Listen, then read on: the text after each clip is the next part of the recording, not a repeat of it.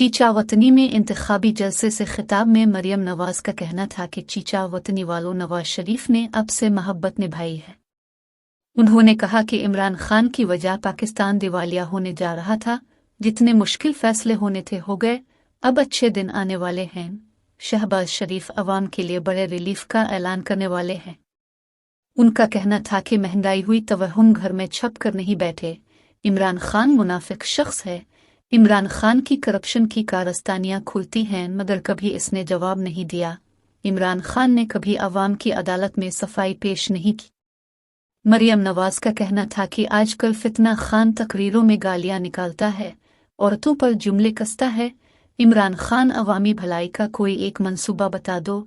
इमरान खान ने इलेक्शन से पहले अवाम से 5 वादे किए थे, जिसमें 50 लाख घर देने, वजीर आजम हाउस को यूनिवर्सिटी बनाने का वादा किया था, लेकिन इमरान खान ने वजीर आजम हाउस को अगवा का अड्डा बना दिया और वहां इंसाफ के लिए आने वाली तैयबा गुल को अगवा रखा गया।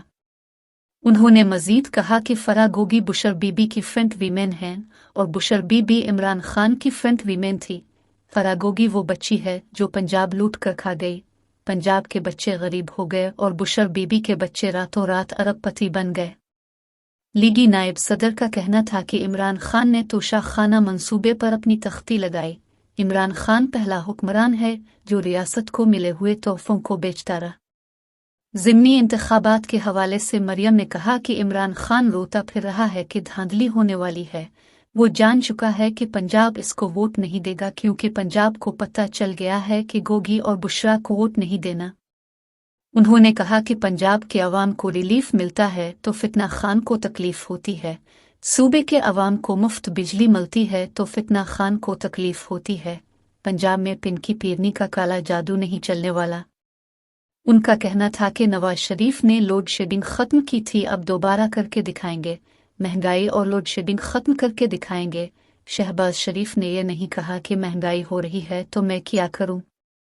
इमरान नियाजी का दामन करप्शन से भरा पड़ा है, वो क्या सफाई देंगे। मरियम नवाज का कहना था कि पंजाब के लोगों नवाज शरीफ और शहबाज शरीफ पर भरोसा रखना। जो साजिशें इमरान नियाजी ने की उनका हिसाब बाकी है। 90 रोज में करप्शन खत्म करने का दावा करने वाले ने करप्शन का नया निज़ाम बुशरा बीबी और फराह गोगी की शक्ल में मुतारिफ कराया।